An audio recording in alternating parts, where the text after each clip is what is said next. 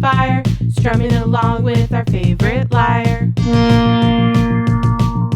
Adventure call, the quest awaits, your destiny's in the hands of the fates. But never fear, we're all friends here, we'll have your back when danger's near. Come with us through the pages as we unravel a tale for the ages into the Percy-Verse. Hello and welcome to the Percy-Verse Podcast. I'm Alisa. And I'm Anna. Get out your electric blue yarn and giant scissors because today we're discussing The Lightning Thief, Chapter 2, 3 Old Ladies Knit the Socks of Death. Another great chapter title. Ooh, ominous. What shall happen? I realized too, based on our last conversation, that in both we get what happens at the end in the chapter title. Yep. But you spoilers. Spoilers in the chapter title, but you kind of forget that you got the spoilers in the chapter title. You fully forget. You kind of do. And if you don't know Greek mythology, you're like, what is the giant sock? So it's very exciting. We're moving the story forward. We are still being gaslit. Yep.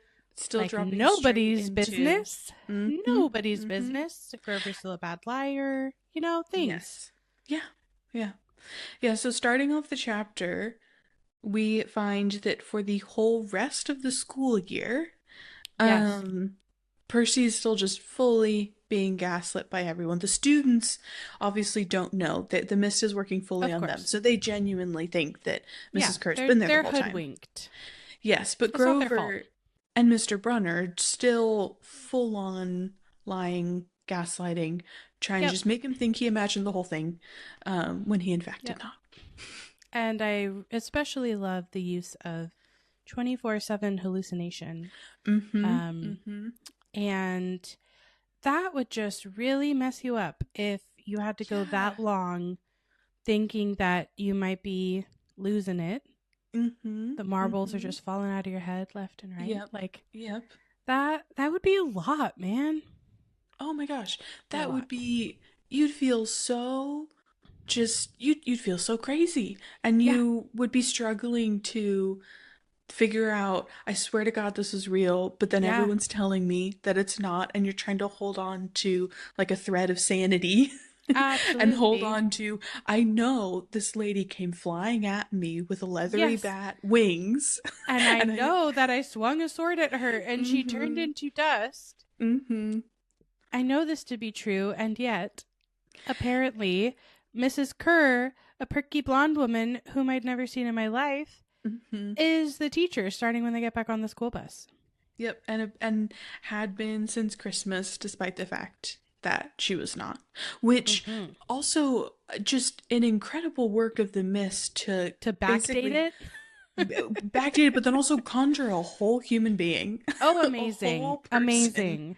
Yeah, do we think she's a real person? Right, like did she just get scooped out of her life and kind of plopped? The other story. Okay, we're just going to have a lot of stories that we're going to suggest, but Mrs. Kerr was like a nice lady teaching math in Oklahoma, and then one day she just gets whisked away, and now she's in New York City. She's like if Jason never got his memories back. OMG, he's also blonde. Conspiracy. Related. Mrs. Kerr is related to Jason. Is this our first theory? Maybe Mrs. Kerr is his aunt or something like Love that. Love that. Amnesia just runs in the family.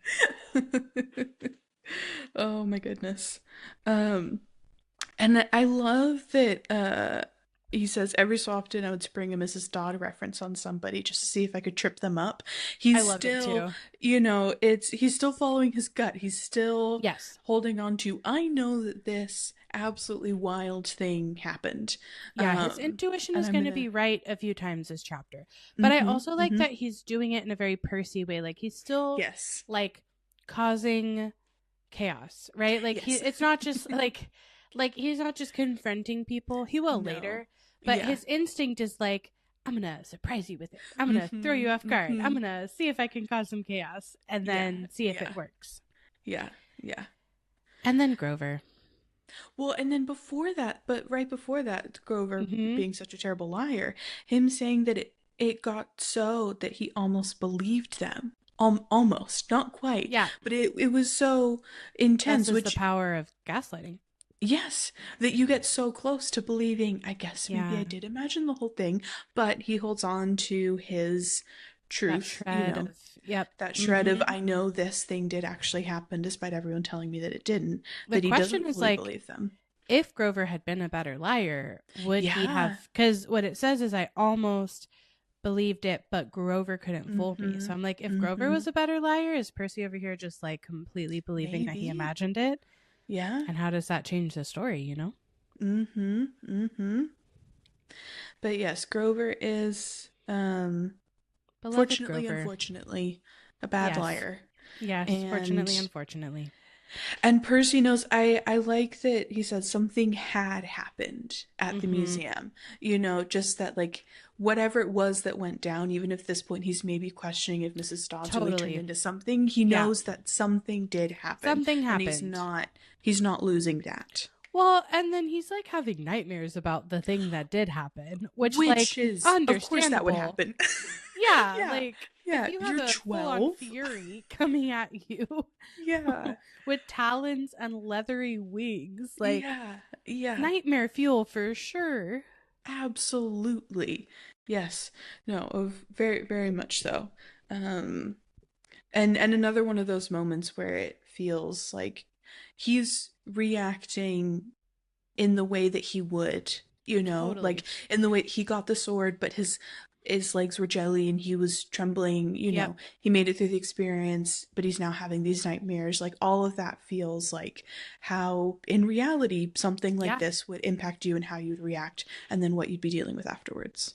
Well, and not to get too deep into like the trauma of it all, but if you don't get the opportunity to process a traumatic experience because everyone's telling you it didn't happen, then you're going to process it through nightmares or some other way, because like you're not actually able to resolve the experience and feel safe again, because the world around you is like, that didn't even happen to you.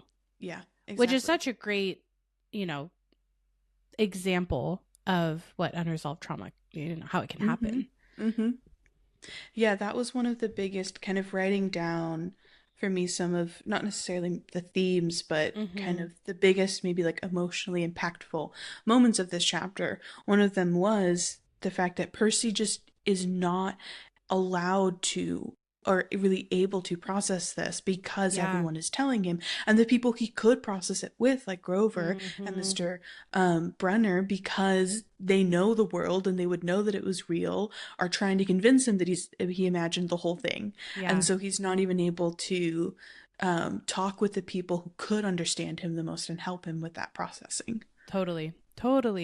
And I think too, like the fact that she disappears into a cloud of smoke, essentially, right? Like, I think that's just confusing, right? I think it'd be different if, like, I mean, maybe traumatic in a different way if she had been like unalived, as in like a human would be, right? Like you would see a body afterwards. But I think that in this case, it's also like a bit mysterious to Percy and to the reader what actually happened to her. Like, if it was real, what the heck happened to her, you know? Yes. Yeah. Because you still don't understand how that monster life and death cycle works. No. You haven't learned that yet. And as the reader, especially in the first time going through it, you are right there with Percy, deeply confused, wondering, was this even real? Did this actually happen? Because everyone is telling me it didn't, but I have the nightmares about it, and I have everything else in me that's telling me, yes, this did happen. For sure. And then I have a question. So Hades knows about Percy because he sends the Furies. Does Zeus know specifically about Percy? And when this thunderstorm, because we're talking about the freak weather continuing, when it blows out the window in Percy's dorm room, is it only Percy's dorm room where the windows get blown out? And is this intentional? What do you think? Yeah. No, what I wrote down, so I was like, is Zeus coming directly for Percy? Because then Yeah. also, then there's the tornado spotted that touched only 50 miles away from Yancey. Hmm. Um, there's a, yeah, I was wondering as well, at this point in the story, does Zeus also know or think that it's Percy Right. specifically? And kind of why is Yancey being targeted? In Yep. reading it, I assumed it must mean, okay, Zeus must think that it is It feels Percy. like it, doesn't It it? feels very targeted, incredibly targeted. I'm thinking if Mrs. Kerr is from Oklahoma, maybe Hmm. tornado is how she got here too. Oh, Wizard of You Oz. know? Yeah. Yeah, Yeah. her Anyway. own personal Wizard of Oz. Yeah, yeah, exactly. Just going back to fill that backstory in a little bit more. Yes, yeah, yeah, Just very because we got important. a lot of tornadoes and an Hmm. unusual number of small planes going down in the Atlantic, which is that Poseidon at that point if it's over water? No, so I did look up the definition of squall because I realized the number of times I read this book I didn't know what Tell a me. squall was. Yes, tell me. And it would be Zeus because it's like Ah, storm. And so it's yeah, at first when I read that, I realized I always assumed that that was Poseidon, but yeah. a squall weather-wise would be Zeus and not Poseidon. I'm So, glad you looked that up. Fact I check. did, yeah. Fact check. Um, and then yeah, Percy's just struggling, which I um know. is This whole what would part was so happen. sad. I know. One of my biggest notes was I was just like, God, this is a heartbreaking chapter It to really is. read. It's It just so really sad because is. Percy's going through it and everyone's telling him that he's crazy and he's imagining everything, but he knows that he's Yep. not. And Yep. this is just yeah, this is just a chapter where Percy is absolutely going through it and Hmm. going through it alone. He doesn't Yeah. have any supports around him. He's away from home, so he's not around his mom. Yep. Grover and Mr. Brunner aren't able to really be supports for him in this moment because they're trying to keep him Yep. from In the knowing the dark. mythological world. So he's really alone in this chapter, and it's quite sad. Yeah. Well, and I think it's like all of his reactions make total sense. Like being Mm-hmm. cranky and Mm-hmm. irritable, his grades Yep. slipping from D's to F's, getting into more fights. I'm Mm-hmm. sure Mm-hmm. Nancy was asking for it. Like we know Yeah. her. Yeah. But still, getting provoked more. And this sentence that he's getting sent out into the hallway in almost every class, I'm like, Yeah. that's a lot. That's a lot. Yeah. Yeah. That's a lot. Yeah.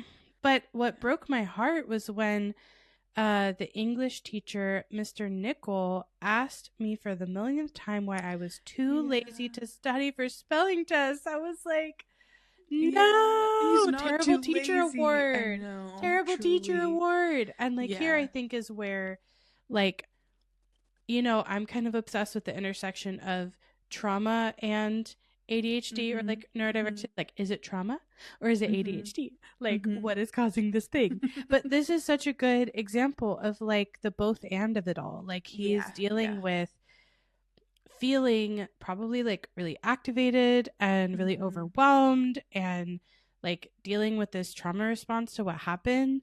Mm-hmm. And then on top of that, it's like he's already going to struggle to Yeah. study or pay attention or like, Mm-hmm. because we're going to get to where he isn't struggling. And I think Yep. it's like very, very telling.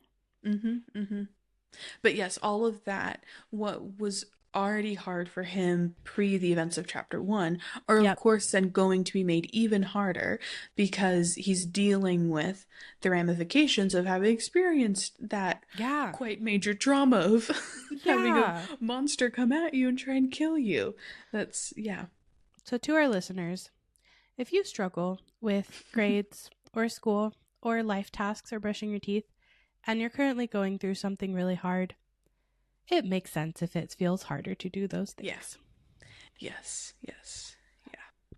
And yeah, he's homesick. Yeah, yeah. He's homesick and he's alone. Which, I think he probably already felt homesick to a certain degree, but then again feeling, I'm sure, so isolated. Now in a way where before he at least had Grover as his best friend, even Yeah. if, Yeah. he was still kind of struggling maybe socially or academically at Totally. school. And he kind of in this chapter loses Grover a little bit. Definitely. In that closeness that they had before. We also get our first reference of Smelly Gabe. Yes. As the which obnoxious stepfather, which honestly, obnoxious is like a very tame word. Yeah. I literally wrote understatement of the century to call him obnoxious.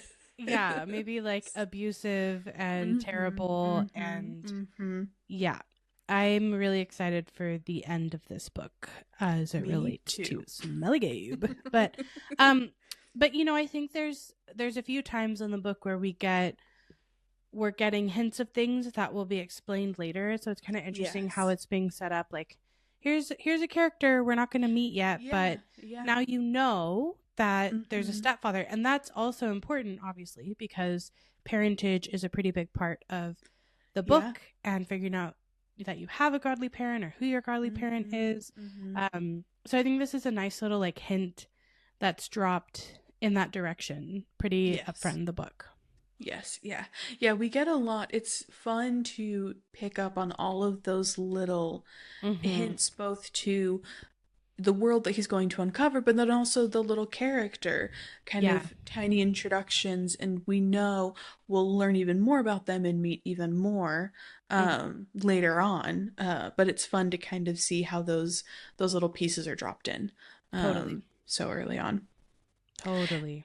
And then I did really love at the end of this page of chapter 2 that he's also, after this kind of long section of just how much he's struggling at Yancey and how hard everything is getting, and he's so deeply homesick, that then there's this, and yet there were things I'd miss at Yancey. And I love that he's able to hold multiple complex emotions at the same time. Agreed. And both be very upset and be very much feeling like he does not want to be here, while also being able to recognize that he'll miss the view of the woods out his window, the Hudson River in the distance, the smell of pine trees, which first reference to a pine tree. I was thinking that. Also sounds lovely. Beautiful. And then even him saying that he'd miss Grover, saying that he'd been a good friend, even if he's a little strange, you know, just this. And even if there is kind of this, like, okay, I can tell Grover's lying to me that something's up, but still being able to say, you know, he'd miss Grover and that he had been a good friend overall. And that's like his loyalty coming in again. Absolutely. But yeah, well, I just and loved the reversal. That. Oh, no, I agree. I really like that he's able to hold the both and of it, and that we get some more insights into like the positive parts of the school, because we do get mostly negative aspects about being at school. So there's, I don't know, it just gives you a different sense of it when you get to this section. But there's also the role reversal that's like constantly happening back and forth of worrying if Grover's going to survive the next year. And it's like, Grover's worried if Percy's going to survive the next year. So it's so sweet, but it's funny how, you know, they've each taken on a protector role toward each other. It's very sibling energy, I feel like, to be like, very much. We both feel responsible for protecting each other. Yes. And don't see both, ourselves that way. Yes, and both being like, I've been protecting you. No, I've been protecting you. Like, you know, not to skip too far ahead, but that point where Percy's like, what do you mean you've been protecting me? I've been the one. Right. And it's because they've basically been protecting each other in different ways. Percy has been doing the standing up to, you know, mortal day-to-day bullies, and Grover has had the larger big picture of trying to make sure that monsters in the mythological world don't know of his existence. Which makes sense that Percy doesn't see that, because he's not aware of that yet. He doesn't know that world exists. And I like, you know, that he'd miss his Latin class, and I think like the crazy tournament days, which made me think of like Capture the Flag and stuff that's going to be coming up. Yeah, absolutely. And that he says that he'd miss Mr. Brunner's faith that he could do well. I think is so important, and I just keep on thinking this chapter really made me think a lot about how much of an impact a really good supportive teacher can have on you, and how important that can be. And then it gets very heartbreaking when OMG later on in the chapter, the end of this chapter. It's like, you can only get through it if you have read the book before. Otherwise you cannot stop reading at the end of this chapter. No. But yeah, him saying Latin was the only test that he studied for. Mm-hmm. I Um, wrote star, interest-based nervous system. I'm like, this says everything. yeah, Like, yeah. when you have something you're interested in, a Mm-hmm. strong connection, a strong bond, encouragement, Mm-hmm. despite of like the challenges that you face, you will actually be engaged. And Yeah, like these other yeah. teachers are clearly not doing that for him. Mm-hmm. And that's why he's Mm-hmm. not studying. It's not because he's Yeah, yeah. lazy or whatever the heck. No, no. Rude. Rude. I feel very um, protective of Percy in this chapter. yes, yeah, yeah. I know. You just wanna. I feel like Percy needs a hug. He needs He a just hug, but needs he a also hug. needs someone to go yell at those teachers. Very much. Yes, yeah. And tell those teachers what's what. Exactly. And then at the end of this little section, Percy says that he hadn't Mm-hmm. forgotten what Mr. Brenner had told him about the subject being life and death for him, and he wasn't sure why, but he started to believe him. Yeah, I love that And line. that is, his kind of intuition really peeking through again, that he doesn't have very many of the puzzle pieces to this whole No, story, but his gut is telling him, okay, these are the things you need to be paying attention to.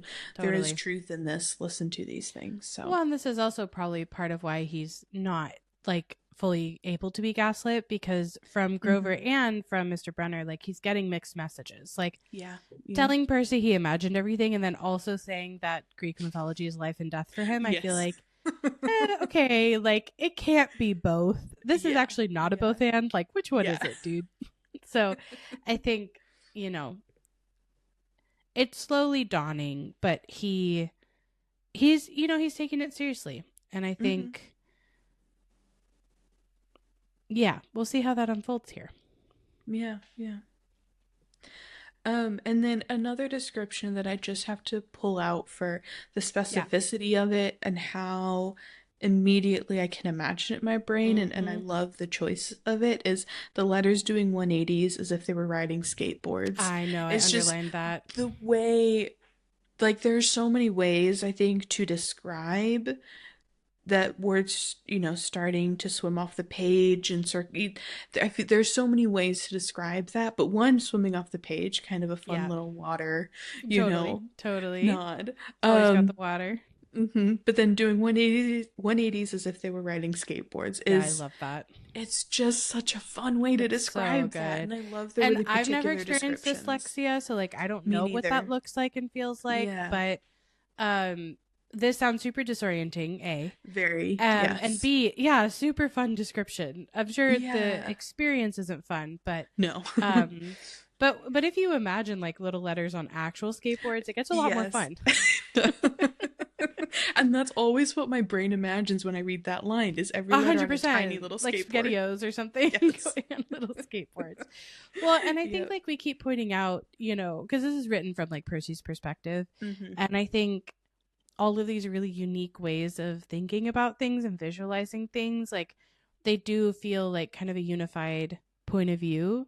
That Yeah. Percy's always like, the like a sandcastle and a strong fan, from Mm-hmm. last chapter, Mm-hmm. and just these really like strong images, but they're always a little bit quirky, and I feel like that's Yes. very Percy.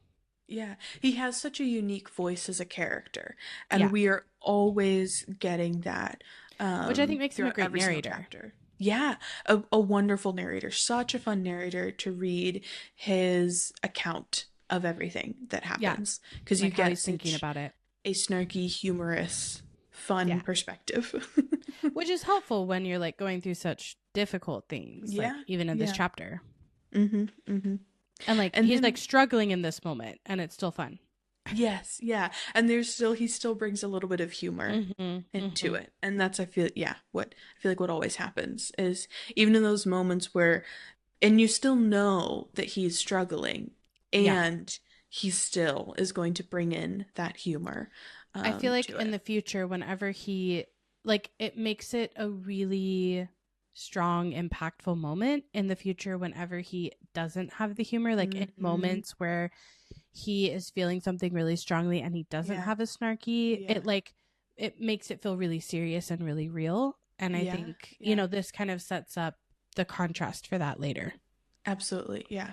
It really sets up that those moments have a very deep sense of like gravitas and importance, and that all of a sudden it's like, okay, we got very serious because he's not cracking any jokes, and this means that it has become incredibly real if Percy's not adding in little bits commentary of kind of totally.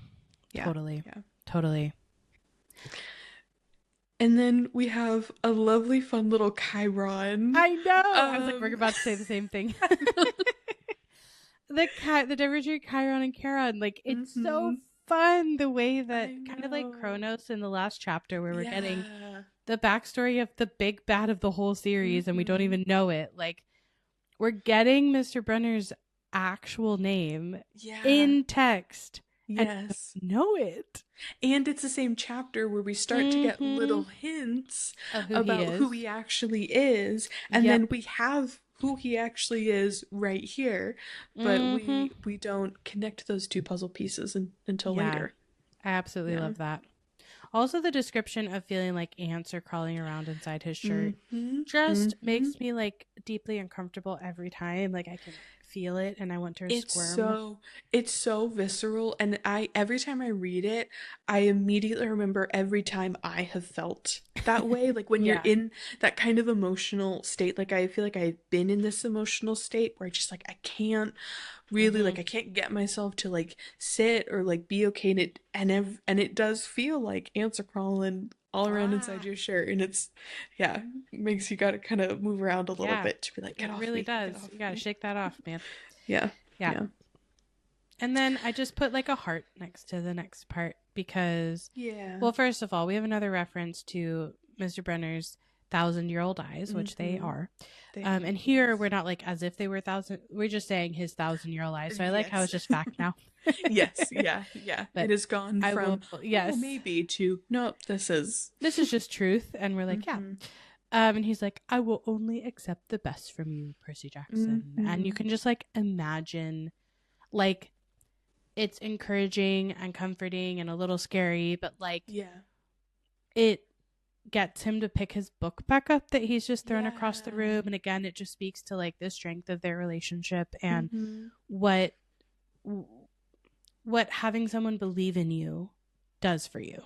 Absolutely. Because then he goes to, I never asked the teacher for help before, but he goes to ask him for help. I know. I was like, so sweet. I know. And that speaks such volumes to the relationship that they were able to develop over the course of the school year, for him to be really like struggling studying even for the class that he does enjoy, and know that, because I bet none of the other teachers, if Percy went and asked them for help, would probably have a very positive response. But the fact that he knows, even though I've never asked Mr. Brenner for help before, I know that I can go to him. I've never asked any teacher for help before, is what this makes it sound like, which is a huge deal.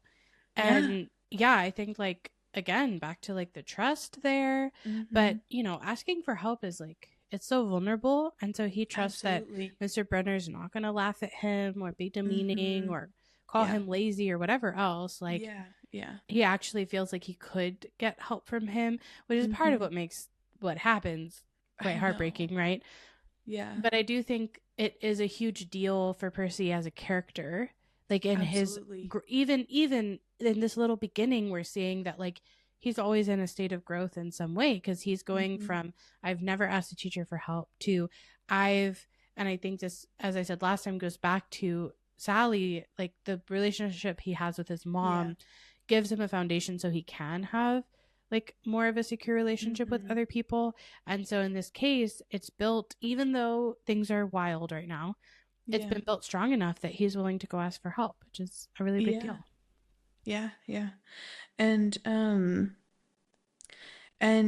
even he kind of goes on to say, maybe you could give me some pointers. At least I could apologize for the big fat F I was about to score on his exam.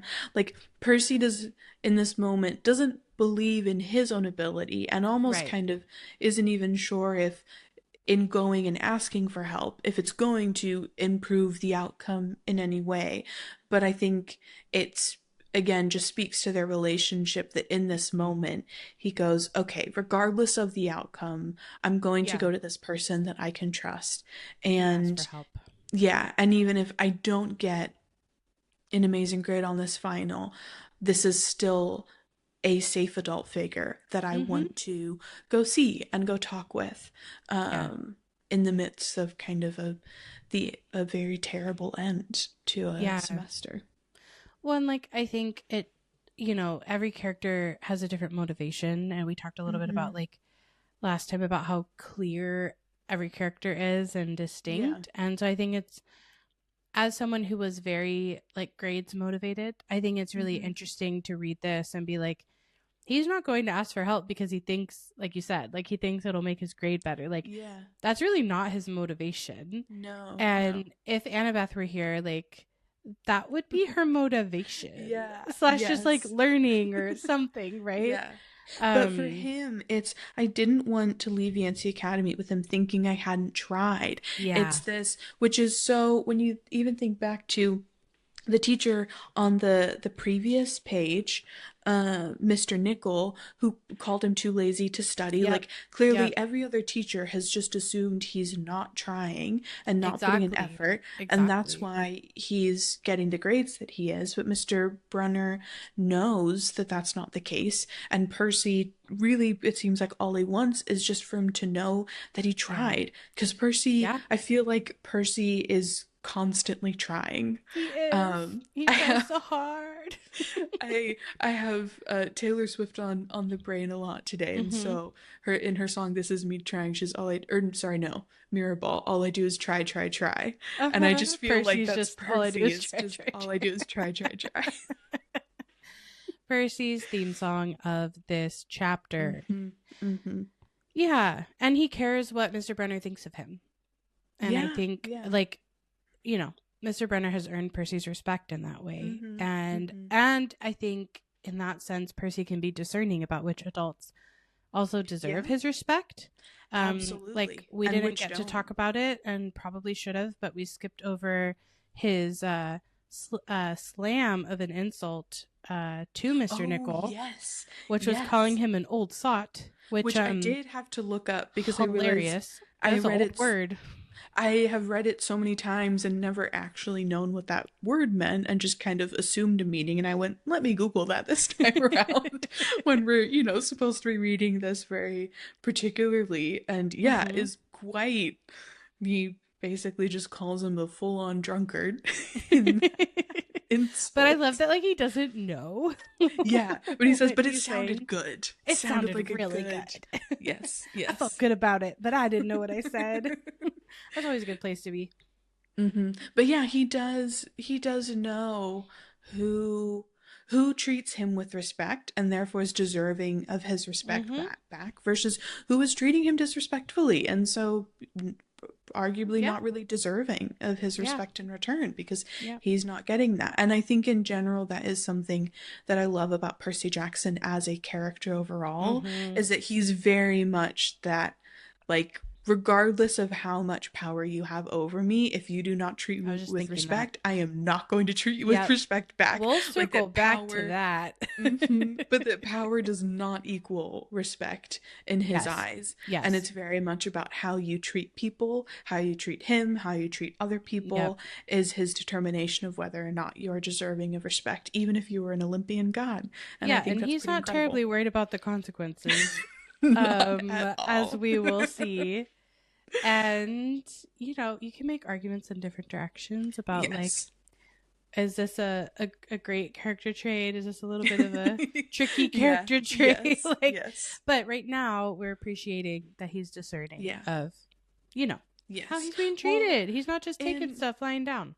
Yeah, and I think I'll speak for myself. I remember reading this as a kid, and I think it is very impactful and powerful as a kid to read another kid doing that and discerning and kind of saying to you, not all adults are deserving of your respect. Not all adults act in ways. And just because they are an adult and they have power over you and they're an authority figure does not mean that they are deserving of respect from you. And I do think that that's very powerful to read as a kid, especially in society. Kids are taught you respect authority figures. And you respect elders no matter what. Exactly.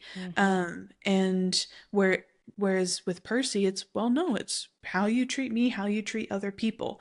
That determines the level of respect you receive, not just because you are in a position of power and authority over me, so therefore I will. And how much I should listen to you and take your advice and take your guidance and, you know, ask for help and things like that. Yeah. Totally. And then, on the next page, because he's going to go ask for help. Yes. He's going downstairs to the faculty offices. Most of them were dark and empty, so I feel like it's already setting up this, like, mysterious tone. Yes, very much. Don't go through the door, Percy. Like, we don't know what's going to happen.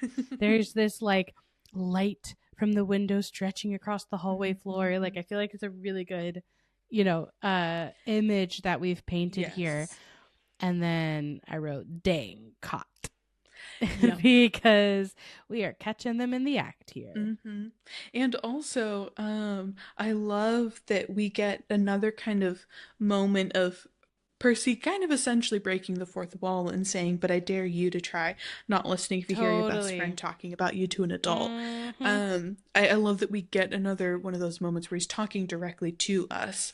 And I'm like, yeah. Valid. I would too. If you heard your name, not even to another adult, but if you heard your name in general. Oh, yeah. Yeah. And they said, I worried about Percy, sir. Like,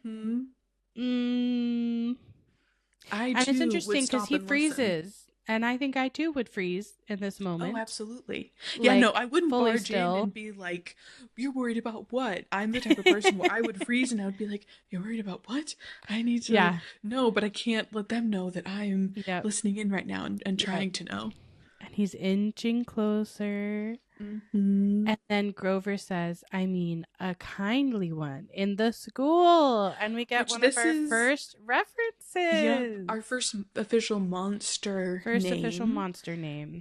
Which is very exciting. It is. And I love that it's a name that isn't like your kind of standard straight from Greek mythology name. It's more where Percy could maybe start immediately being like, wait, that's he said a Greek mythology thing, so that means it exists in the real world, you know? Like, they don't say a fury or something. And so it still kind of keeps him in the dark about everything while still raising his suspicions even more. Absolutely. And giving him something to reference back later. But we stay a little bit vague because we say, now that we know for sure, and they know too. So we're still in that they language of like, there is some group of scary people or bad people or something, and we don't know who they are, but now they know now they know what we know. Yes. Yeah. And that we know for sure. We, as the reader and as Percy, kind of like, well, what do you mean you know for sure? Oh, and yes. Yeah. And then we get our first mention of the summer solstice. Big deal. Deadline. Very big deal. Very exciting. And then Mr. Brunner just saying basically his imagination, the mist, will be enough to convince him that the whole thing was his imagination in his head. And I noted this is our first official mention of the mist. I know, I circled it. This is a big deal. We've got a lot of names starting here. Yes. That haven't been explained yet, but but are starting. Very important nuggets are dropped that will then, you know, we'll understand them fully later on. But you get a ton. I mean, because we basically have a reference to the prophecy, the mist, like the kindly one. Though, you know, before that, there was something interesting that stood out to me. Oh yeah. When Grover is mentioning the summer solstice deadline, Mr. Brunner says it will have to be resolved without him, Grover. Let him enjoy his ignorance while he still can. And I was just like, I don't think I had really noticed this before. So at this point, Chiron is not planning on Percy being involved in any of this, which is wild. And my question, because every time you're dealing with prophecies, it gets tricky, right? Yes. And so my question is, how would it have played out if Percy wasn't involved? And is it even possible for Percy to not have been involved? Or the fact that there's a prophecy in this book, does that mean Percy would have had to have been involved one way or the other? Like, right. Because Chiron isn't planning on him knowing or doing any of this. But with the way that the book unfolds and then kind of how you learn about prophecies, it seems like if Percy hadn't been involved, then Kronos would have won and started a war between the gods. That's certainly what it seems like. But, you know, it's like, could someone else have been given that prophecy or a different prophecy? Like, did it have to be Percy? It's my curiosity is like, how if we can track in these books like how prophecies work, how prescriptive they are, do they always have to mean, you know, because I think that's always really interesting in books with prophecies. And like, what would it have been like if it wasn't Percy, or would that have even been possible? So that one line sent me down a whole rabbit hole. I was like, well, what does it mean? And then what that makes me think of is almost kind of then taking in this world as a whole, going back how many thousands of years there have been prophecies, and has, like, not every prophecy has had someone to go on a quest to fulfill it. Right. So what are kind of all of the ripple down effects of prophecies that went unfulfilled in a sense? And do the biggest ones kind of always force themselves to happen or not? Well, and even like with the overarching, like the great prophecy of this book series, we keep getting like thrown candidates for it. And like, obviously you're reading a book about Percy Jackson. So it's like, okay, well, maybe it's weird if like he's not the prophecy guy, you know, just because he's the main character. But I feel like it's written in such a way that it could have been various different people. And so it always gets to the question of like self-determination versus like determinism, and like what is foretold in a way that is rigid, and what control do you have over your life. And, you know, I like to feel that I have some control over my life, however much of an illusion that is, I don't know. But like in this story with prophecies, I'm just curious to kind of like track that over time and see how does that play out here, and what are the options that people have to have autonomy over their lives and make decisions that affect these things. Well, and what I feel like I find oftentimes with characters in books where there are prophecies, and I can't help myself but think about Harry Potter as well, where there is a prophecy, and that as soon as there is something that gets foretold in a vague way of this will happen, I feel like everyone then immediately jumps to either trying to make it happen or trying to not make it happen, which always makes it happen. Which always makes it happen. That just even the existence of a prophecy kind of forces everyone into action of some kind to either try to bring it about or try to prevent it from happening, and all of those actions then wind up leading to the prophecy happening. And whether so it's kind in the way that we think or whatever, like it usually makes it happen. Yes. And so there's kind of something to that. It almost feels like prophecies are just kind of forcing people to go out and do things and kind of react to their existence and take action. And so even though the prophecy can't say, and Percy will go here and do this, it's kind of like this thing will happen, this will occur. And so then everyone's like, somebody turns 16, something's gonna happen. Yeah, for sure. And even in Harry Potter, like it could have been Harry or Neville, right? That the prophecy is about, and it's like Voldemort's action that makes the choice. By not hearing the whole prophecy. So it's also like depending on how much you know. Right. Because they're going to hide the big prophecy from Percy for a while. Yes. For a long time. And so it's like, okay, so then his actions aren't based on it, but that doesn't mean they're still not leading up to it. Right. And what I do love about the prophecies in these books, and I think will be fun to kind of, with a much closer eye, have them in mind when I'm reading them through, is that everything always happens in a surprising way. Like, it's never the way that you expect it, and the way that the prophecy lines up is always kind of a surprise and a reveal at the end of the story, which I think is so fun. And so that relates to the end of this chapter even. Yes, absolutely. So yes, I'm very excited to track the prophecies, which with a much closer eye, and kind of pinpoint those things as they happen in the chapter. Which is never a way that I've read these books before. I've always just kind of reread them for the joy of rereading them, just for the fun. And no, I agree. It's going to be really fun to track that, the overarching ones and the small ones. Yes. Yeah. I'm pretty excited. And then we also get our first mention, though we don't know it, to Talia. I know. With "I can't fail in my duties again." I know, sad. I wrote, Grover, and I drew like a heart with a line through it. This is just a sad chapter for everyone. It really is. That's what I'm saying. Like, last chapter was so much fun. This chapter is kind of sad. It is. And then we get an admission that Mr. Brunner didn't know that she was a Fury, like didn't know who she was, which I think is so interesting. I should have seen kind her of for surprising. What she was. Yeah, that he missed that. Even Percy is like, she's not human. And Grover's like, you're so right. Yeah, so that is kind of interesting. Like, did Grover and Mr. Brunner not talk about it? Do they not have little kind of like weekly check-ins? Of, hey, you would think monsters? They would if they're both at the school. I wonder though if maybe they thought she was a monster but not necessarily a Fury. That's what I'm thinking. I'm thinking, like, they maybe thought she was more low level, which is, you know, not like literal minion of Hades kind of situation. Yeah, but maybe just like, low level monster kind of sniffing around, but as long as we play it cool, everything will be fine. Totally. Yeah, I feel so like he means like seeing her for this like really big threat. Yes. And high position. Yeah.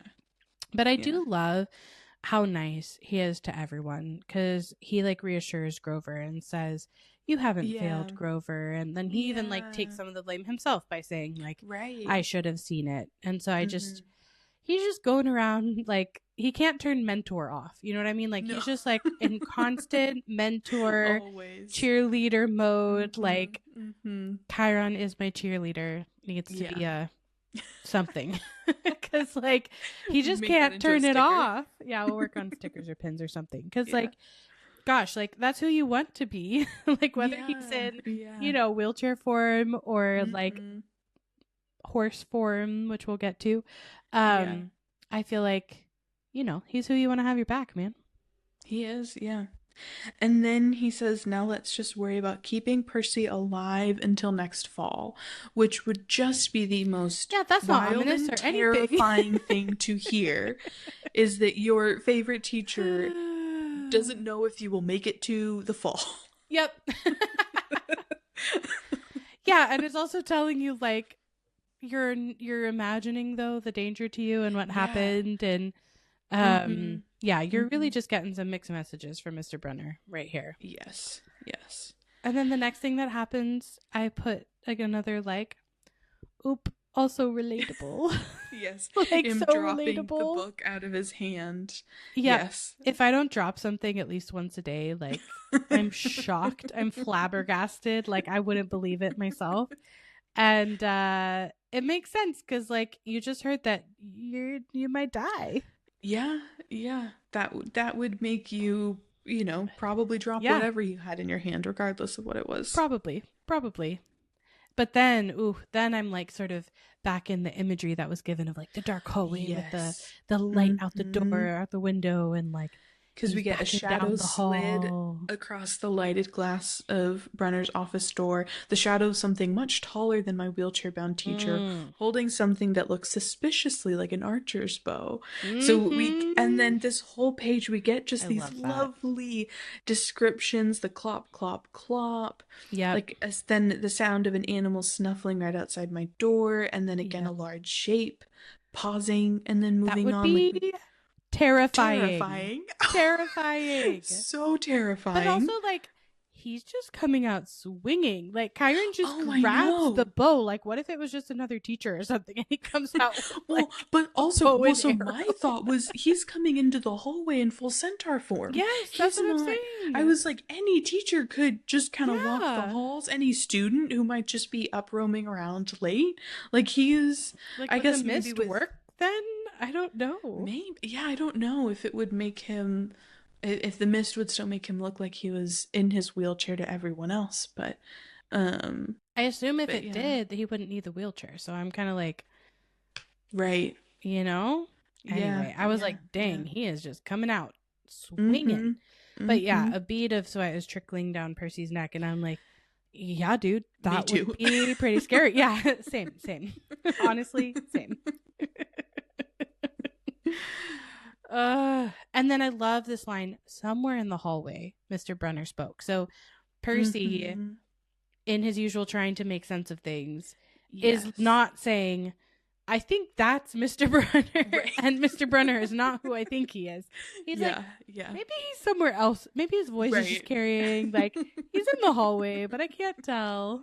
And then Grover and Mr. Brunner kind of have this little exchange, and Mr. Brunner tells him to go back to the dorm, and the lights go out in Mr. Brunner's office, and Percy waits for what seemed like forever before slipping back out into the hallway and making his way back up to his dorm.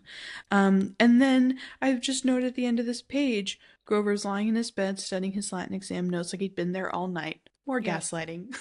More just, I'm going to pretend that I wasn't downstairs talking to this teacher, you know, that everything's normal, everything's... So it seems like he's actually acting well here, at least, so that's something. Yes. So one thing I did note above is when Mr. Brunner says, you've got a long day of exams tomorrow, and Grover says, don't remind me.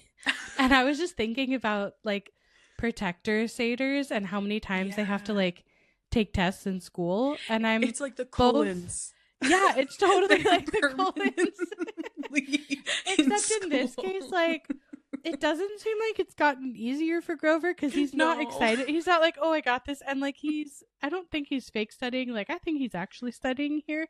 So I'm kind of like, because the Cullens is like, okay, they're like 100 years old and they're just like acing things without work. They're not studying. But I'm just like, Grover, shouldn't it get easier over time? So, like, haven't you taken this test before?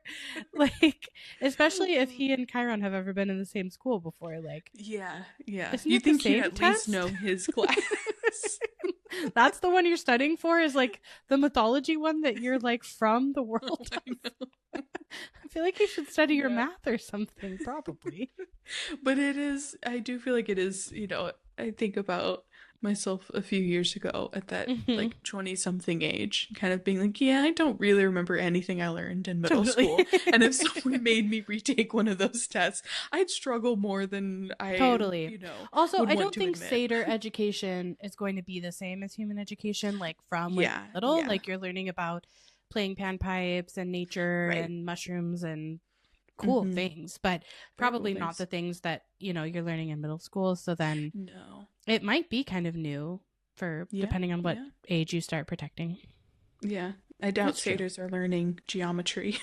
Probably no, I really don't think so. They're learning about like berries.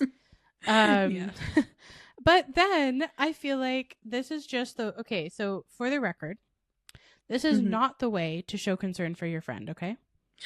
So I'm Grover, and I'm gonna say this. Ready? You look awful.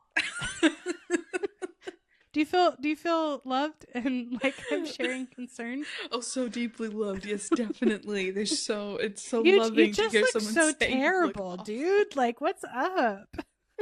It's like when someone tells you look tired. I know. Like, okay, like, great, thanks. Cool.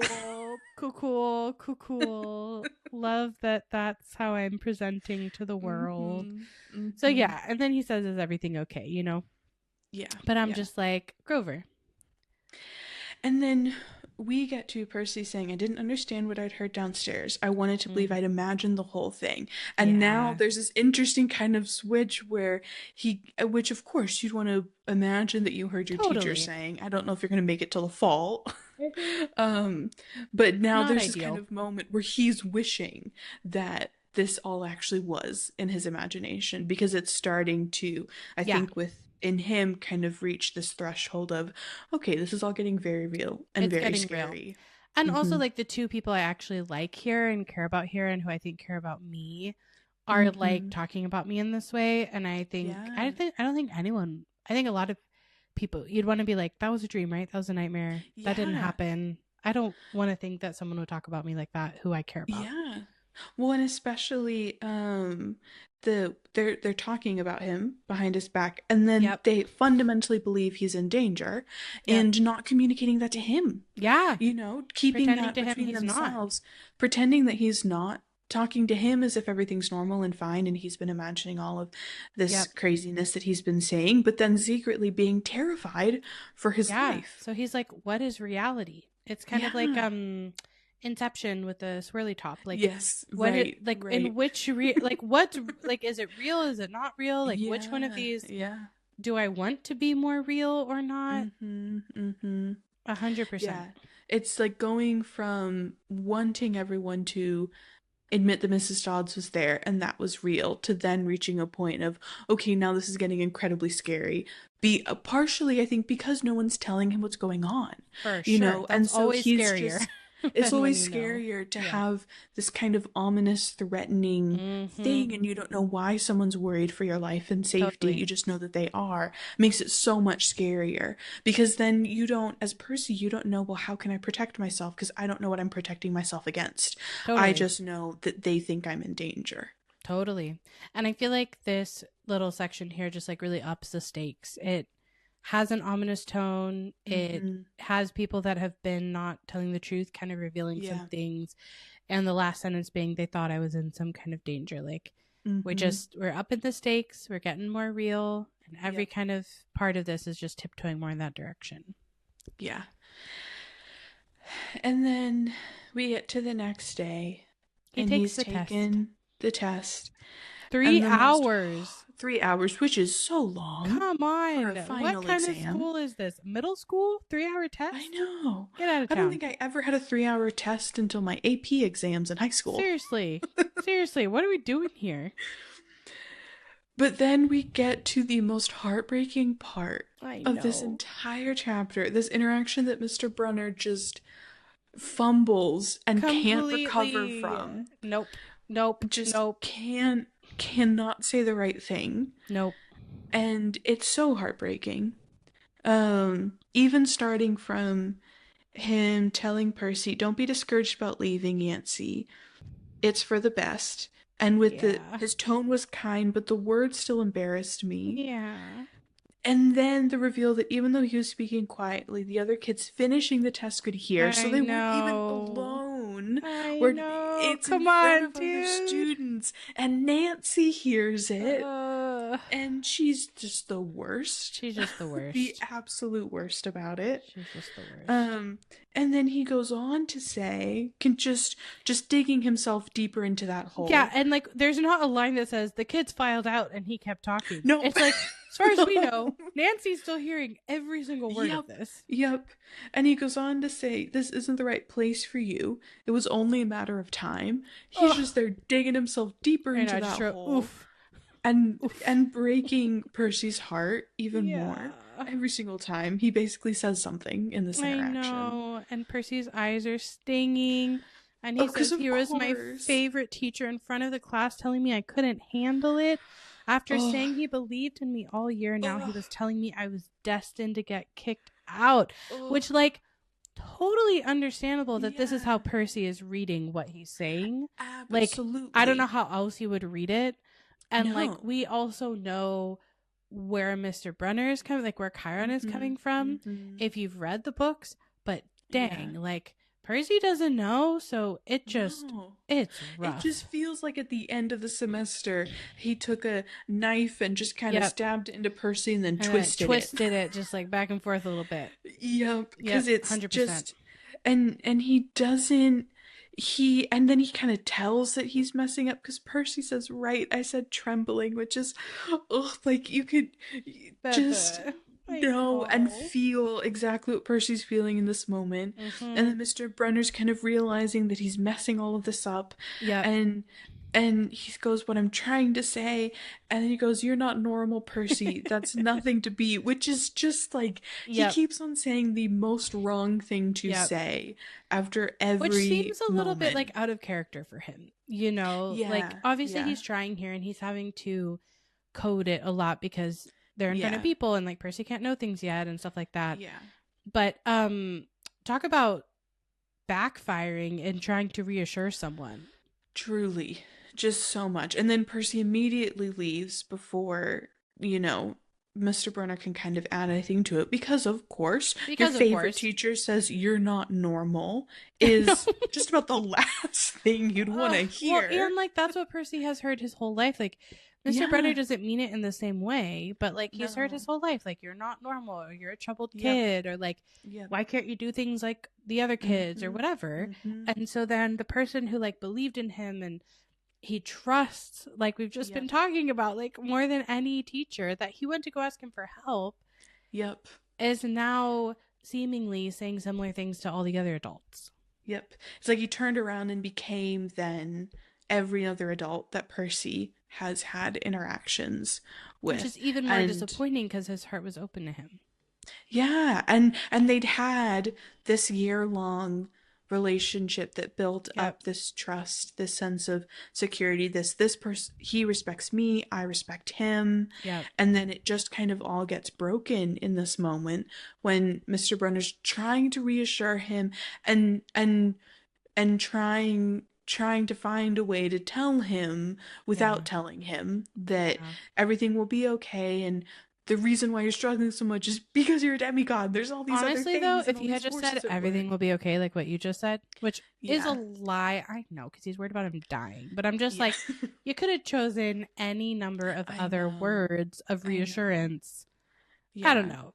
Do better. And he really gets this one wrong. Which, really not everyone's perfect. Even nobody's perfect. 1,000+ centaur is not going to get it right every time. And this is a moment where he really, really gets it wrong. He really does. And it's a bummer.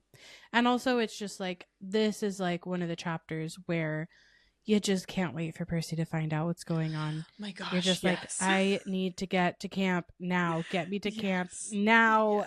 I don't like this. Yeah. And so then we jump to the last day of the term, which kind of feels like a funny, I know it's like a boarding school, but it feels like a British word to call it a term versus it like a semester. Right. And we learn that a lot of the other students at this school actually come from rich families, and Percy's kind of one of the few students there who's not from a wealthy family. And they're talking about all of their big vacation plans, and it's so interesting because Percy says, I was a nobody from a family of nobodies, and I was just like, just you wait until you find out. Percy Jackson. Also, like a weird dig at Sally. Like, I'm sorry, but Sally Jackson is not nobody. No, she's definitely somebody. I know that's not what he means, but I'm like, but yes, this is very clearly like some setup for how Percy thinks about himself and how little he is aware of his true parentage on his dad's side. Yeah, because he has no sense of self-importance, which I think when he learns about his godly parentage, I think does help him, because he doesn't then kind of become full of hubris and thinking that he's this incredible person and being just because one of his parents is a god. And he has that like humility to him. But in this instance, it's very like self-deprecating. In not a funny way. This is one of his moments where he's really down in the dumps, and he's not really able to crack jokes about it. Yes. Yeah, he's feeling dejected. Is a great word. Thanks. I feel like too, we kind of understand why Grover is his main friend, because I do think that like a class difference like that, having people who come from such wealthy families, Absolutely. and then you're all in a boarding school, so you're not going home to your families every night and stuff like that. You know, naturally, I think a lot of people would gravitate toward people they relate to, and I'm sure Percy is not relating to people who have, you know, not at all, you know, other houses in other countries and yes, executives, ambassadors, and celebrities for parents. Like he does. He's got pretty big celebrity actually for a parent, but like he doesn't know that. right.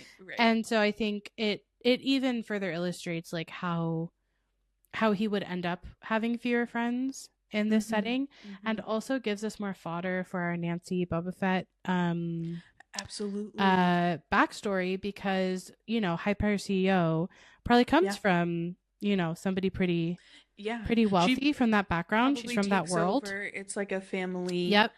Probably like one of her parents is currently that CEO, and she then kind of takes over that which position. Is part of the emotional complexity of, you know, how she experiences the pressure and identity around that for her rom-com that we're working on. So we could even add in, well, you know, the classic adage, hurt people, you know. So if she's in this high pressure, her parents aren't kind to her, then she turns around, and who does she have power over in this school of children of very wealthy parents? Exactly. The kid who does not have wealthy nobody, parents. who comes from nobodies. Yeah.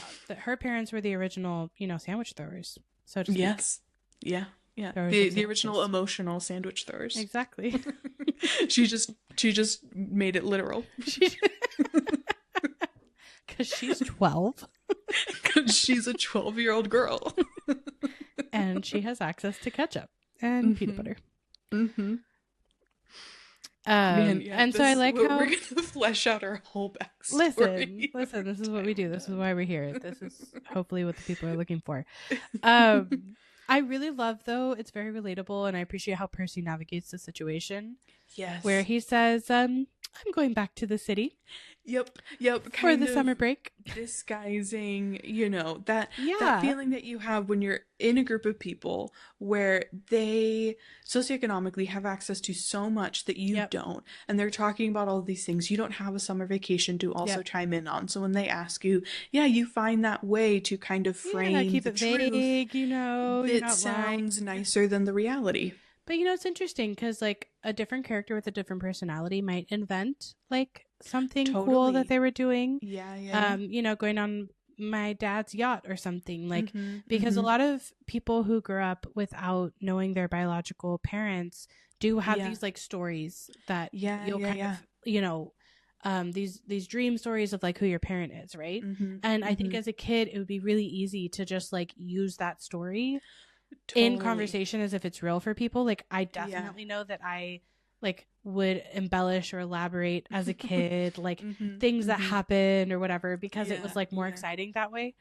And but I think it's really interesting that he does this really savvy maneuver of, like, telling the truth but keeping it vague, and it gets them off his back. But he doesn't, you know, tell stories, and that's just not part of who he is as a character. Yeah.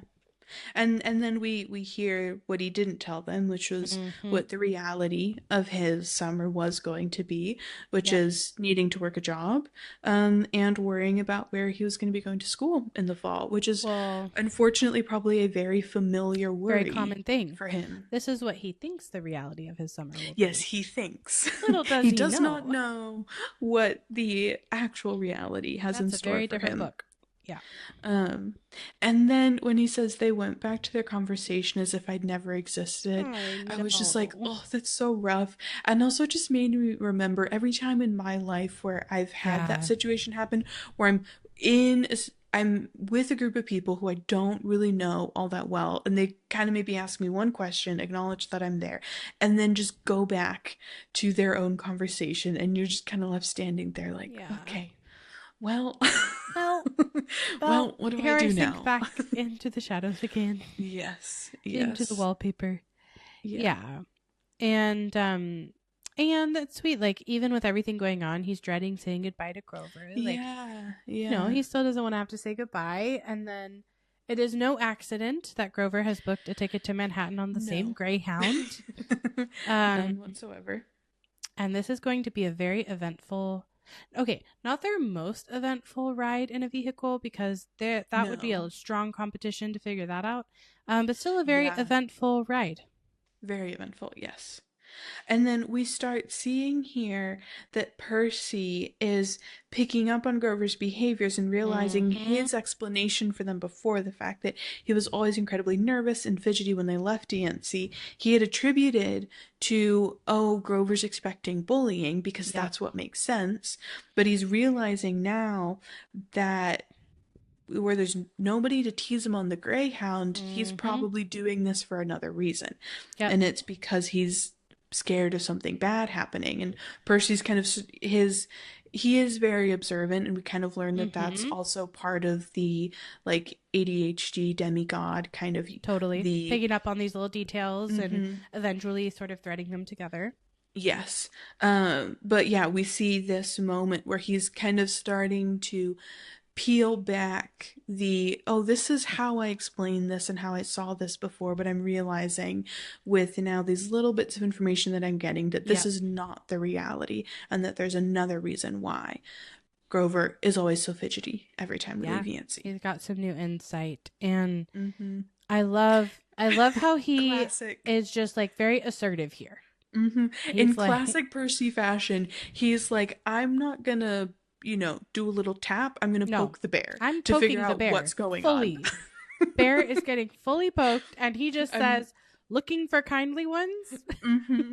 Percy's at this point, he's done. I'm done with tiptoeing. I'm done with everyone keeping things from me. Over it. I am fully diving in. It's making me think of like a sword fight almost, because it's like he has just backed Grover into a corner with one move. Of like, you are not getting out of this one. Tell me things. And Grover's trying to, even after Percy confesses about having eavesdropped on him and Mr.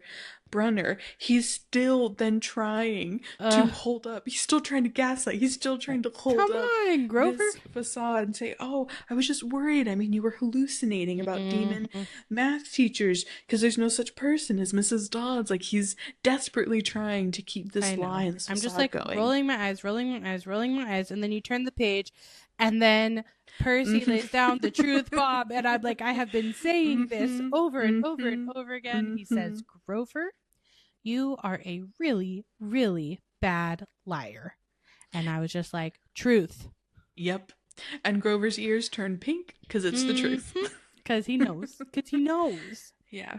And then what he does is he fishes out a grubby business card and says, just take this, okay, in case you need me this summer. And we get our first Half-Blood Hill reference, our first kind of discovery.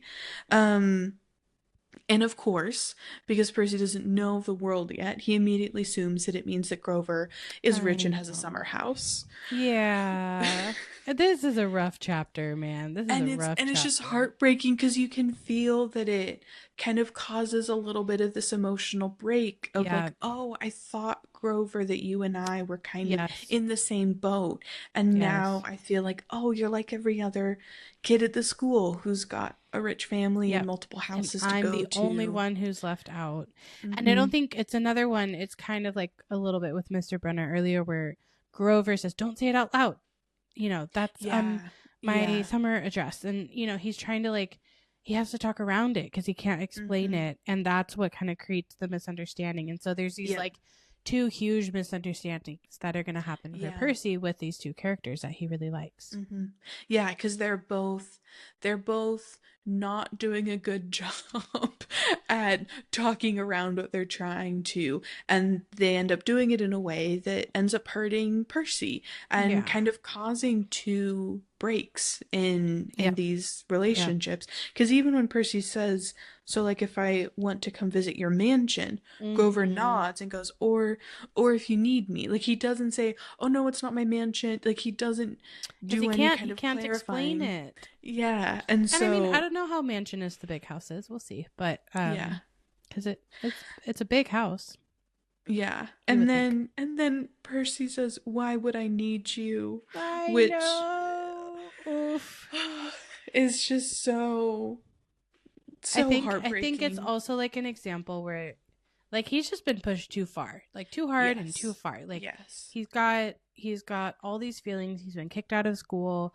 He's had this really wild interaction that now he's not sure if it's real, but he knows he's in danger. People are talking about him behind his back. He's had Yeah. these misattunements with two people who like really matter to him. Yeah. And it's his first time, I think, of sort of lashing out at Yeah. people that, you know, he cares about. Well, and I think kind of which we get into is when Grover says, I kind of have to protect you, and Percy's kind of like, what are you talking about? I've been Yeah. protecting you. Like, I also think this "why would I need you" is kind of probably a moment of tons of built up frustration Totally. and this feeling of I've spent this year protecting my best friend from bullies to then find out that he's not telling me about this threat to my life. So it would feel like he's not kind of in a way like having your back when you've had his back. For sure.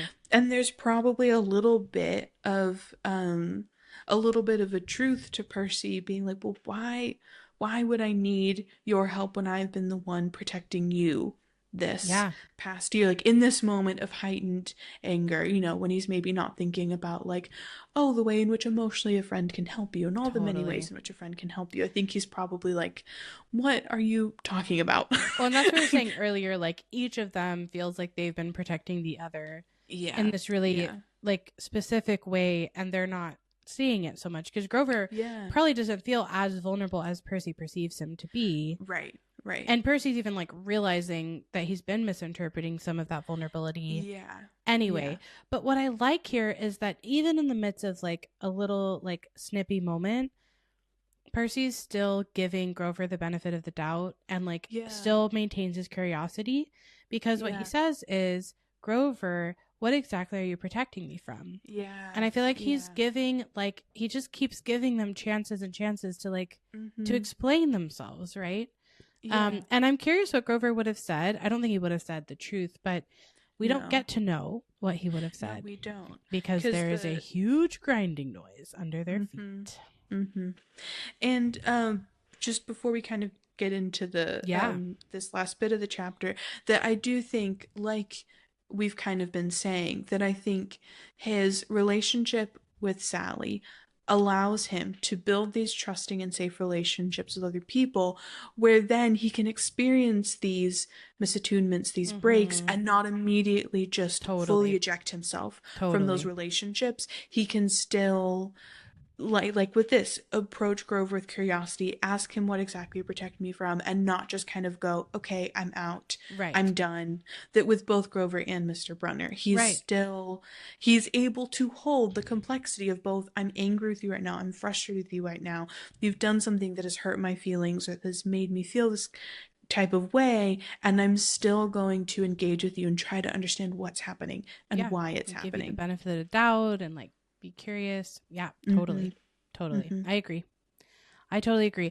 I have a question about, you know, so there's a grinding noise, black smoke is pouring from the dashboard, the whole bus is filling with a smell like rotten eggs, which would just kill me with my sensory stuff. Like I would just die. Nightmare. That's like one of my worst nightmares for sure. Not great. But what do you think causes this? I mean, that's my question. It's got to be the fates, right? Like, are they able to just telepathically, like, break down buses? I mean, I'm guessing that they probably did a little something to make sure that I'm just the bus curious. broke It's down. Very interesting. I've always assumed that it's them because they've really set themselves up to be like, we want you to see us. Like, we're not attacking you. We just really want to ensure that you, Percy Jackson, see us. So I've always assumed that was, especially because then the bus gets repaired and comes back on again when that interaction is done, that they just did whatever magical thing they were able to do to break the bus down for long enough to ensure that Percy saw them, cut the yarn, and then get back on the bus is like, and leave. Kind of intense, honestly, overall. Incredibly. Pretty intense. I want to point out another incredible description of the Greyhound bus limped over to the side of the highway, like a bus limping is a wonderful description. Yep, limped the Greyhound. Of a broken down bus kind of trying to make its Makes way. you think that at least one of the tires is like struggling or something if it's like to make it limp. Like yeah. Yep. And then the driver announces that everybody has to get off, so they all file outside. And then the description of, we were on a stretch of country road, no place you'd notice if you didn't break down there. Just like, but that's to your point, like Percy wouldn't have probably glanced out and seen them knitting, and that's why it needs to break down. And them breaking down, like, they can kind of be innocuous. They're in a place that no one's really going to take notice of. The other passengers are probably not taking notice of really anything at all. They might not even be able to see the fates, depending on how the mist is working. It's very much a moment of, we can do this kind of almost in secret a little bit, because there's no one else to really see what's going on. I really love this description, though, because this is such a classic sort of Northeast thing where you've got maple trees, litter from passing cars, and then asphalt shimmering with the afternoon heat, and an old-fashioned fruit stand. And first of all, this is exactly the kind of area I would pay attention to, just for the record. Like, this is my favorite kind of area. And I just wrote yum with like a bunch of M's beside all the fruit descriptions, because I'm like, I want to be at this fruit stand buying these fruits. They sound really good. Heaping boxes of blood red cherries and apples, walnuts and apricots, jugs of cider in a clawfoot tub, which adorable, full of ice. And also, though, the claw, like, I took note of the claw kind of, he's experienced some claws before, so it's a little threatening. I did look up the significance of these fruits and stuff in Greek mythology, because I was curious if there was any kind of like thread that tied them all together.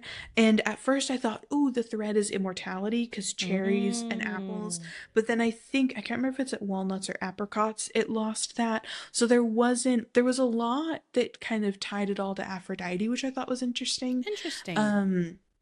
But there was not I was curious if maybe they were all symbols of kind of death and or life. And when I was seeing that immortality thread, I was like, oh, that's really interesting for the fates. But it wasn't all of them across the board. So I think it might have just been a random assortment of things. But I wondered if maybe Rick Riordan had kind of, and maybe he did still choose them specifically, and I missed on some greater significance of all of them being there with the fates. But it was just a moment that made me go, why do they have these things specifically in their fruit stand? And then they are knitting the biggest pair of socks that Percy had ever seen. Amazing. Page.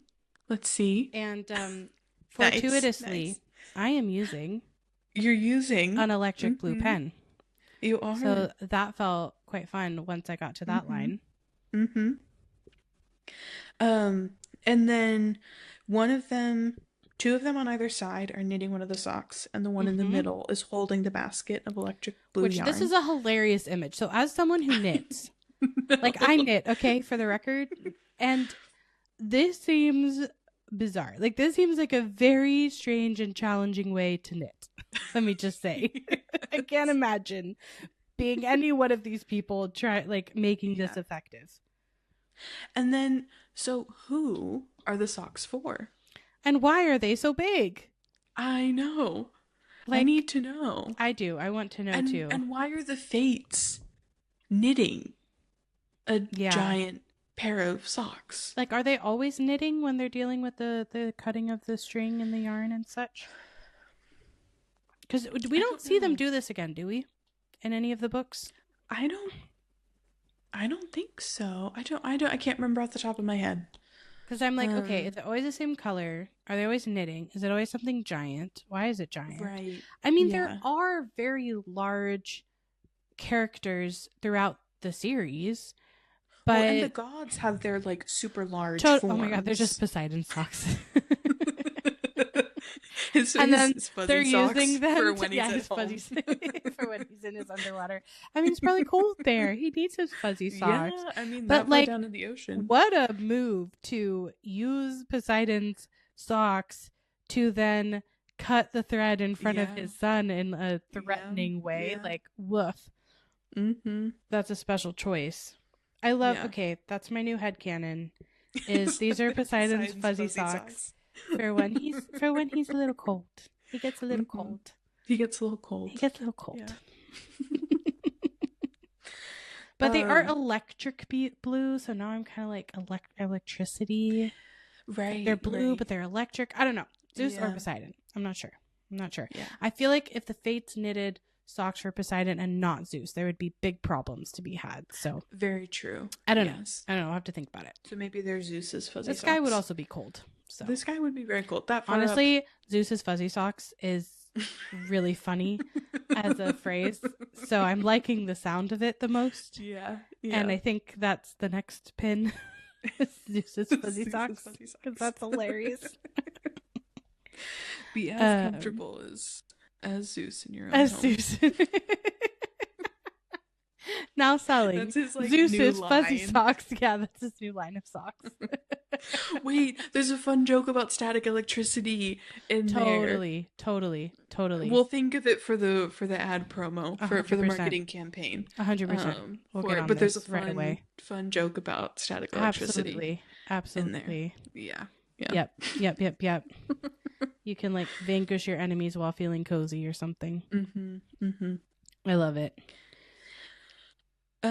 So then Percy sees them, and then he looks over at Grover to say something about it and sees that the blood has completely drained from Grover's face and his nose is twitching. And Grover asks him, "Tell me they're not looking at you." "They are, aren't they?" And Percy's like, "Yeah, it's kind of weird, huh?" And then he goes, "You think those socks would fit me?" In classic Percy fashion. He just can't help himself. He can't help himself. Can't He's hilarious. That's funny though. It is funny because he could probably fit in the socks.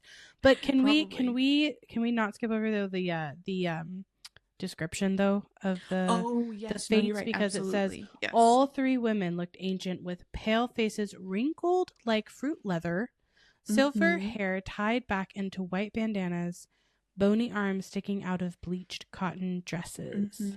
And again, it's not that long of a description, but it paints the picture for sure. It does.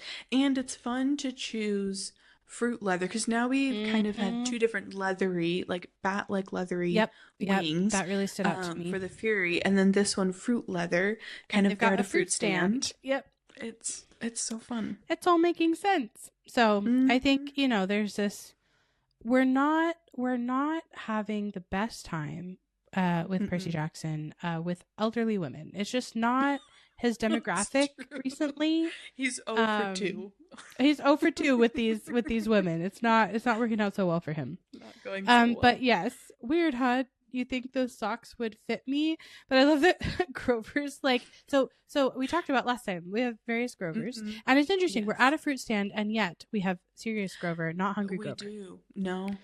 And he goes, "Not funny, Percy. Not funny at all." And I'm like, Grover, that's hilarious because he's oftentimes like having a laugh, Yes. But no, that gives us a sense of just how serious this is, which it is life and death serious. And I don't think I realized before that I really took note that the huge pair of scissors is gold and silver. So I thought that was interesting. Oh, yeah. In every previous read, the gold has stood out to me more, so I've always pictured them in my head as purely gold. Yep. Yeah, I wonder, like, I'm curious, gold and silver, like, kind of, I was wondering about that too. Like, how are those two metals intertwined? Yep. Yeah. Oh, I should have looked up what gold and silver. No, you can do that another time. No, another time. And they are long bladed like shears. And so do we know if the yarn is also particularly giant or if the yarn is regular size making giant socks? Held in an enormous basket of electric blue yarn. So we're not clear. We're not clear. We know the basket is huge. The yarn could be regular sized yarn. We know that the shears are huge, which is making me think the yarn is huge. I've always imagined the yarn is huge, like a huge yarn in a huge basket, making a Agreed. huge pair of socks, Agreed. being cut by a huge pair of scissors. Yeah. Agreed. I heard Grover catch his breath. We're getting on the bus. He told me, "Come on."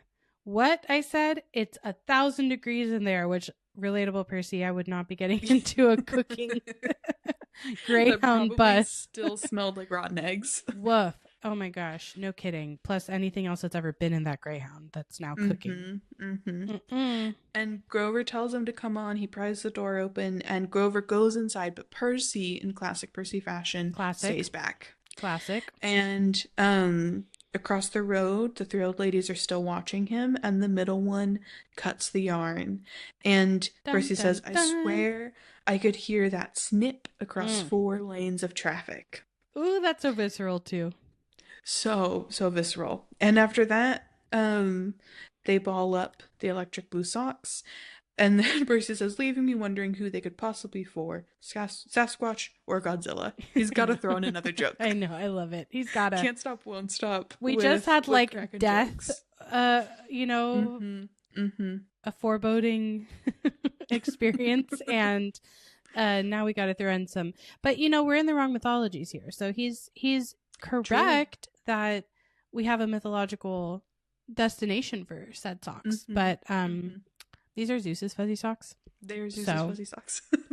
we know the answer. We know where they're going. And at the moment of them, after they've packed up the socks, and then the driver wrenches a big chunk of smoking metal out of the engine compartment, the bus shudders, and the engine roars back to life. Which is absolutely how, bus mechanics works. Absolutely. You take a piece of metal out. Take a big hunk of metal. Bus no longer works limping. Again. Yeah, that's it. That's how it works. I could totally do that. And everyone cheers, and the driver says, "Everybody get back on the bus." Which, like, that feeling, like when you've been through a turbulent plane ride and the pilot lands the plane and everybody cheers, or like you're out in the heat on the asphalt and the bus is working. Like, that's a good feeling. Everyone has that camaraderie.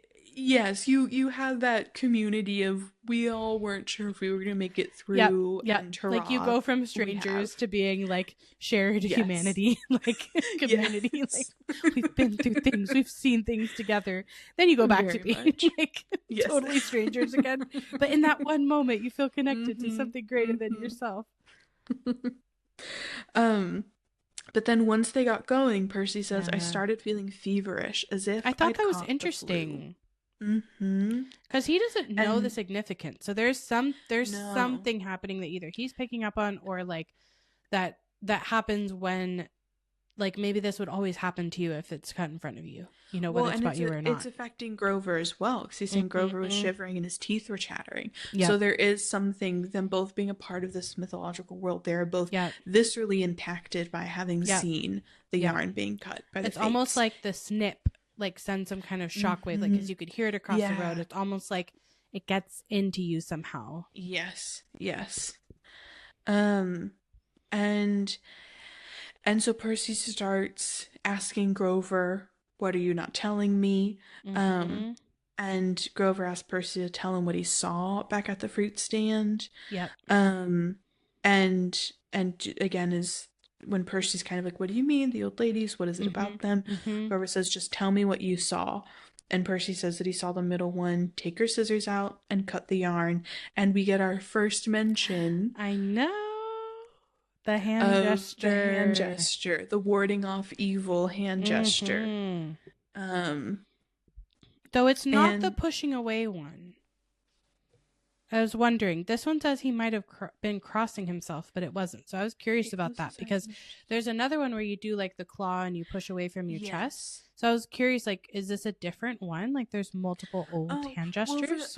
I'm realizing for some reason I thought it was this one, because doesn't Percy reference then when he's leaving with his mom making the same hand gesture that he saw Grover do? I was thinking about that, but I thought this was the exact same one. Do you know what I mean? I was just curious about that. Yeah. No, I always assumed that this was that same claw one. But it says his fingers that might have been crossing himself. So I was like curious, but it wasn't. So, but I like that Percy is again picking up on like, it was something else, something almost older. And he's just like, he's tapped in. Like he knows like this is some ancient stuff. I don't know what it is, but it is ancient. He knows. And then Grover's confirming because he does not want to believe that this happened. He's like, no. This will not happen. He says, you saw her snip the cord. And he says, yeah, so, but even as I said it, I knew it was a big deal. And Grover is again kind of referencing the last time. I don't want this to be like last time. This is not happening. And I feel like this is like, the book is doing a good job of introducing like additional mysteries. So we already have like we got plenty to work with here that is not answered. Plenty of unanswered questions for Percy. But this becomes like another mystery that is pretty important in this book and other books, and it's going to take a while to learn about. Yeah. Well, sets up what happens in the Sea of Monsters, the fact that like the pine tree getting sick, them going on the whole quest in the first place, sets all of that up for that whole book to happen, for then at the end of that book for Talia to come back and then set up the whole conflict of who is the great prophecy about.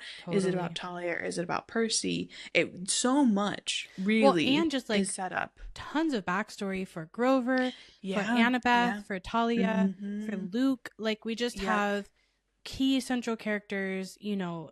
We are getting a hint at this much deeper history that is going to be so important. And Percy again is like, what last time? Like he is just desperately trying to get Grover to answer any question ever that he ever asked. Just answer one of my questions. Just one. Like Percy's like, just one of them. Percy just goes, what time is it? Like I need to ask you a question and have you answer it accurately for me. Give me a straight answer. And then Grover is killing me here with he replies with always 6th grade. They never get past 6th, which is the most ominous like thing to say like after Grover.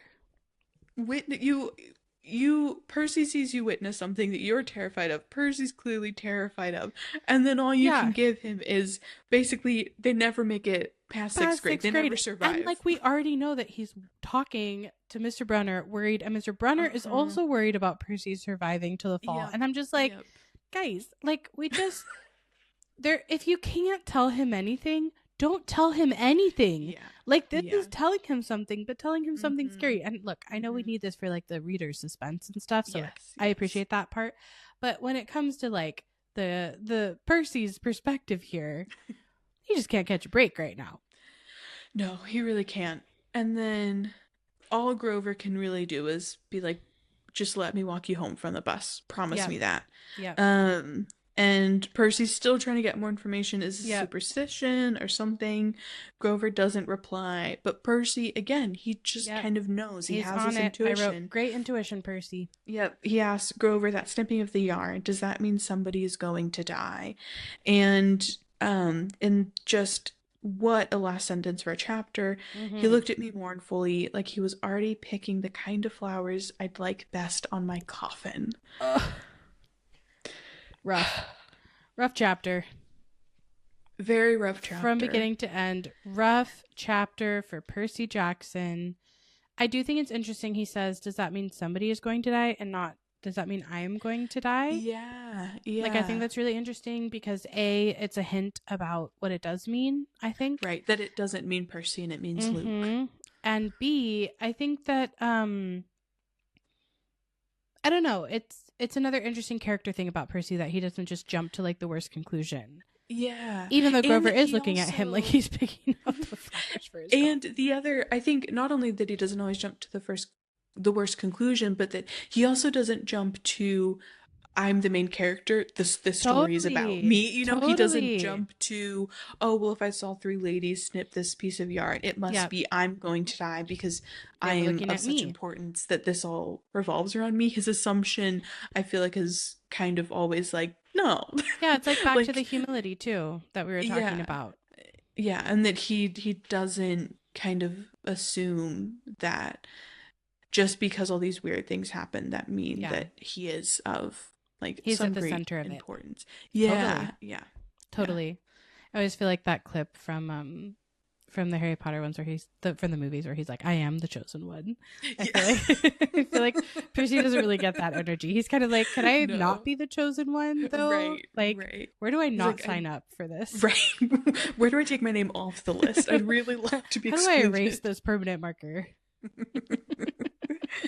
Oh, goodness. Yeah. Well, I feel like the biggest theme of chapter 2 is just isolation. Yeah. Like, I feel like this really is the chapter where Percy is deeply isolated. I think if I remember correctly, this is probably the one where he's the most isolated, because he is at the most like mythological things are happening and no one's telling him what they are. So he is, I think, the most alone, because the mythological world has not been revealed to him, but he's had enough experiences now that are more so than when he was a kid and kind of weird, odd things happen. He's actually interacting with monsters. He's interacting with mythological beings and creatures.